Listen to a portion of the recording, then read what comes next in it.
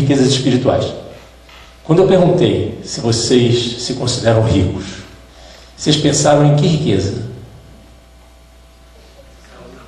Hã? Saúde?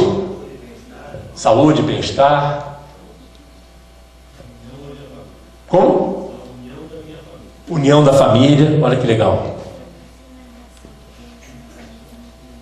Olha que legal, ela pensou na saúde dela, dos amigos e da família.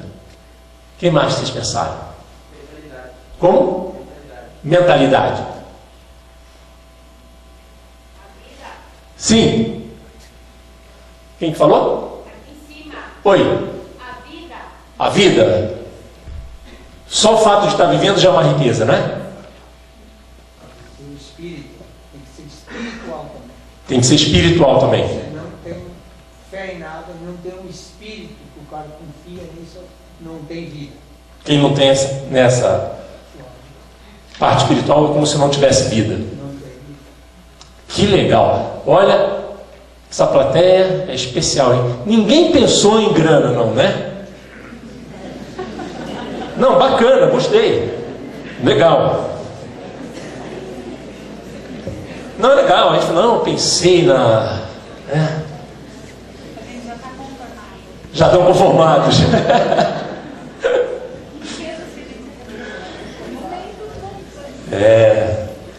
O que vem na mente da gente? A primeira coisa que vem em mente, com certeza, é o material. Mas em seguida a gente já começa a perceber que a gente é milionário, né? Olha que legal. Ela falou assim, ó, com certeza o primeiro que vem na mente é o material. Aí depois a gente vê o quanto a gente é rico. Legal. Olha que interessante. É importante ver os movimentos internos. Isso é que é importante. O que acontece dentro da gente. Legal, não é? Eu vou...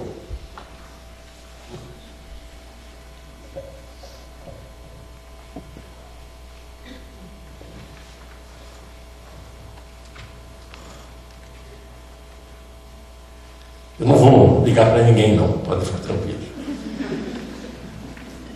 Eu vou ler para vocês uma carta. Depois eu vou dizer de quem é a carta. A carta diz assim, olha, eu vou ler só um trecho da carta. Eu alcancei o pináculo do sucesso no mundo dos negócios. Aos olhos dos outros, minha vida é uma epítome de sucesso.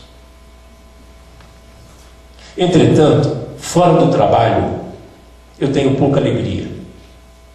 No fim, a riqueza é apenas um fato da minha vida com o qual eu me acostumei. Nesse momento, deitado no leito da doença, relembrando minha vida inteira, eu percebo que todo o reconhecimento e dinheiro dos quais eu tanto me orgulhei se empalideceram e se tornaram sem sentido diante da morte iminente. Na escuridão eu olho para as luzes verdes dos aparelhos e ouço os sussurrantes sons mecânicos. E posso sentir o hálito do Deus da morte se aproximando. Agora eu sei, quando nós acumulamos riqueza suficiente para durar o resto de nossas vidas, nós deveríamos buscar outras questões que não estão ligadas ao dinheiro. Deveria ser algo que é mais importante. Talvez relacionamentos, talvez arte, talvez o sonho dos dias de juventude. A eterna perseguição da riqueza irá apenas transformar a pessoa em alguém desequilibrado, assim como eu sou. Deus nos deu os sentidos para nos permitir sentir o amor no coração de cada um e não as ilusões trazidas pela riqueza. A riqueza que eu ganhei na minha vida, eu não posso levar comigo. Carta dura, né? Dá licença um minutinho. Pois não? Ele voltou encruzilhado lá atrás. Ele percorreu só uma estrada. Ele queria percorrer e voltar atrás para pegar a estrada certa. Deveria voltar atrás, né? Lá atrás para percorrer o caminho certo. Para percorrer o caminho certo. Só que pelo que ele descreve aqui, já estava né? Não dava mais. Não dava mais tempo, já estava... Mas olha, é uma carta comovente, né? Essa carta, você sabe de quem é essa carta? Hã? Steve Jobs, né? Olha, não dá para afirmar, né, assim, a veracidade. Isso circula realmente como sendo a carta que o Steve Jobs escreveu poucos momentos antes de morrer. De qualquer maneira, seja dele ou não, né, é muito interessante, né, porque isso é uma coisa que acontece muito. Né? Você conversa com médicos que trabalham principalmente na área de cuidados paliativos, e muitos narram exatamente isso. Né, que muitos chegam ao final e se perguntam: valeu? Fiz o que eu tinha que fazer? Fiz o que eu vim fazer? O que fica registrado? O que a gente leva? O que fica da vida, né?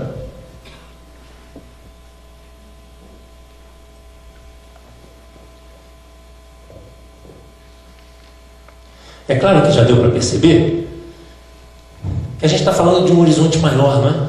De uma existência maior, de uma história maior. Se de verdade a gente tem essa natureza espiritual, essa parte divina que vibra dentro de cada um de nós e que ela é eterna, permanente, quais são as riquezas? Quais são as riquezas, não é? Vocês perceberam?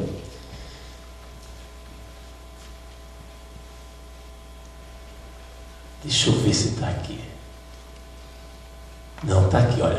Quando eu li das riquezas, ele diz assim, que essas riquezas, as riquezas espirituais, são os conhecimentos que elevam o ser. Essas riquezas espirituais, em realidade, são conhecimentos e virtudes. Essas são as riquezas que se registram nesse livro da nossa vida. E aí, assim, a gente vê que esse horizonte, né, que a gente projeta de existência é muito maior, muito mais amplo. A gente começa a perceber que essa nossa natureza espiritual está realizando uma longa trajetória, né, de evolução, de aperfeiçoamento, e que essa fase que a gente vê viver aqui é muito importante para isso, é uma parte muito significativa desse nosso processo evolutivo. A gente vem para aprender, se aperfeiçoar. Mas como é que a gente faz isso? Como é que a gente adquire esses conhecimentos, então?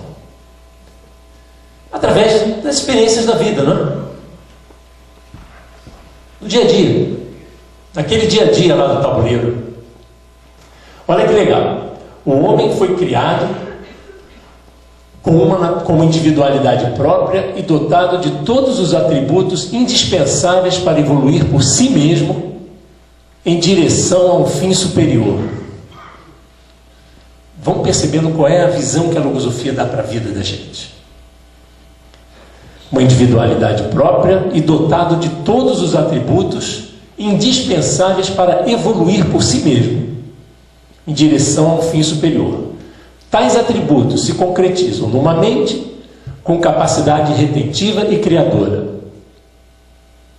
numa consciência onde se registram os adiantamentos e se verificam os câmbios transcendentais de sua evolução, e numa facilidade ou aptidão para suportar e assimilar as experiências, filtro psicológico de decantação do néctar puríssimo do conhecimento, que oculta suas lições sob a aparência material dos fatos, sejam estes excepcionais ou comuns. Os mencionados atributos configuram com inteira clareza um ser extraordinariamente constituído, que é animado, além do mais, por um espírito de essência eterna. Bom, é um pensamento muito longo, vamos traduzir em outras palavras. Todos nós temos uma mente com capacidade retentiva e criadora. Temos uma consciência que é justamente onde fica registrada a nossa evolução. Temos uma aptidão para assimilar as experiências, né, pelas quais a gente vive, pelas quais a gente passa. E, além de tudo, um espírito de essência eterna. Temos todos esses atributos. O que são as experiências da vida? São esses, ele chama de filtros decantadores do conhecimento, que se ocultam sob a aparência material dos fatos. Ou seja, em todas as experiências que a gente vive, tem ali algo para a gente aprender. O conhecimento se oculta sob a aparência material do que está acontecendo. Ou seja, são oportunidades de aperfeiçoamento espiritual. As experiências, elas contêm vibrações diferentes. E a gente precisa sintonizar na vibração adequada para captar o conhecimento que está por trás daquilo que está acontecendo. Muito interessante isso. Aí a gente começa a ver a riqueza do nosso dia a dia, de como a gente pode enriquecer a nossa vida com conhecimentos. Vou dar um exemplo para vocês. A gente vive muitas coisas e a gente aprende, né, com o que a gente vive. Então, há um tempo atrás, eu fiz um investimento e o investimento não foi muito bem. E aí, bom, vamos aprender com a experiência, né? É isso que a gente faz? Bom, por que não foi bem? O que aconteceu? Era um investimento imobiliário. Aí eu fui identificando lá o que né? Então, o imóvel dessas condições, nesse momento, com esse governo, com essa taxa de juros, etc. Enfim, a gente vai analisando lá o investimento e a gente tira uma conclusão. Bom, então aprendi que, né, numa próxima oportunidade, se acontecer, né, eu vou observar isso, né, para não repetir o erro. É uma forma, eu aprendi algo ali da experiência, não é? Ok. Agora eu fui um pouquinho mais a fundo. O que me fez tomar a decisão de fazer aquele investimento?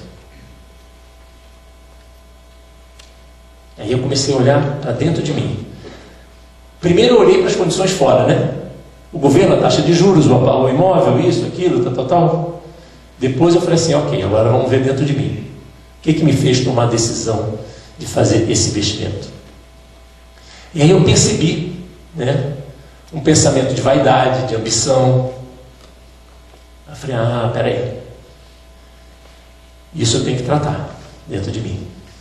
Porque numa outra situação, pode acontecer isso.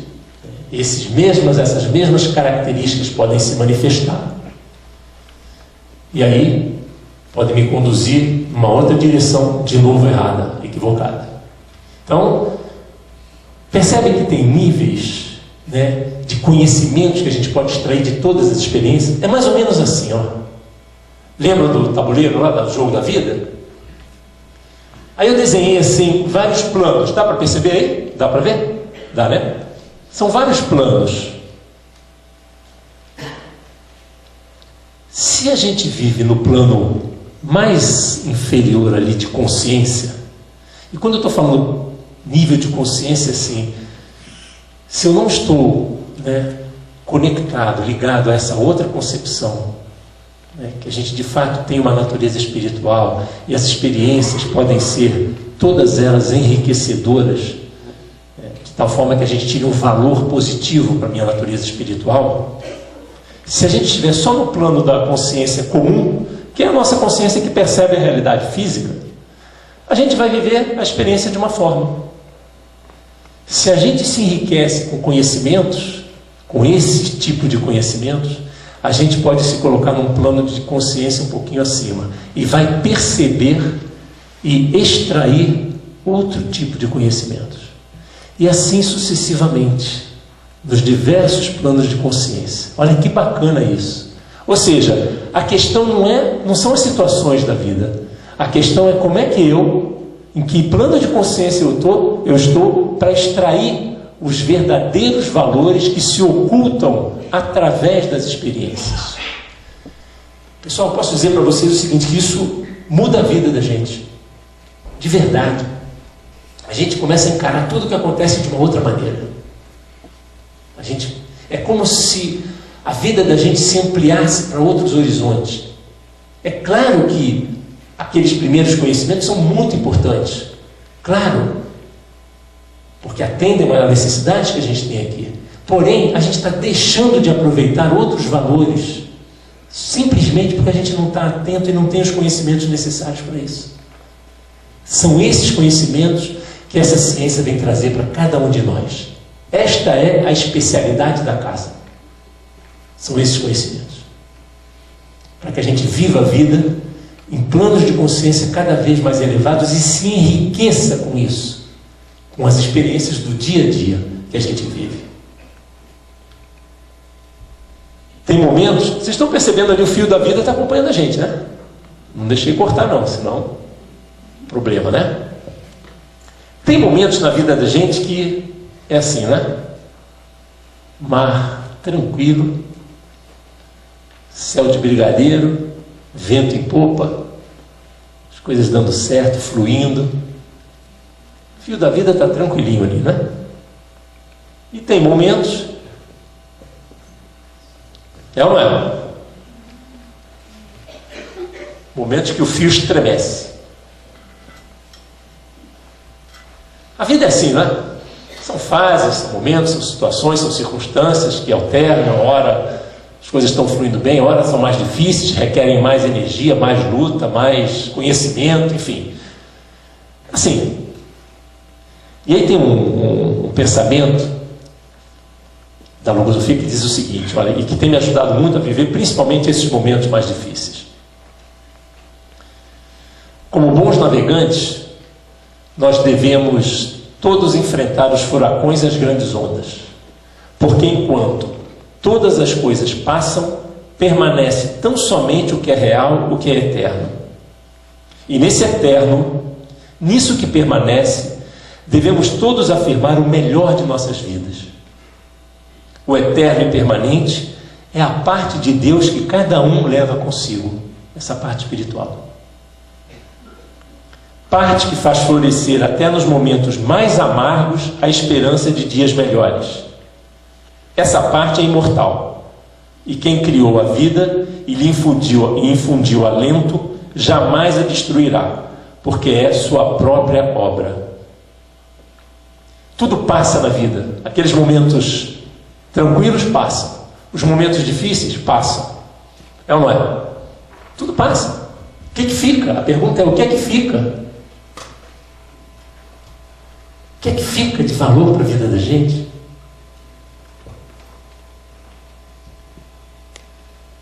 A imagem que eu faço é mais ou menos essa.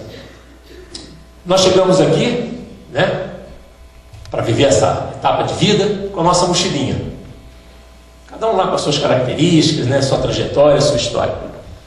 E a gente vai percorrer o caminho da vida. Agora, se a gente entra e sai mais ou menos com a mesma mochila, né? É preciso enriquecer conhecimentos e virtudes. É preciso tirar algumas pedras que a gente traz na mochila. Olha que legal. Quer dizer, essa é a oportunidade que a gente tem de sair mais rico do que a gente entrou, de realizar um processo de aperfeiçoamento espiritual. Quando a gente falou lá de quais são as prerrogativas que a gente tem, talvez essa seja a maior de todas as prerrogativas.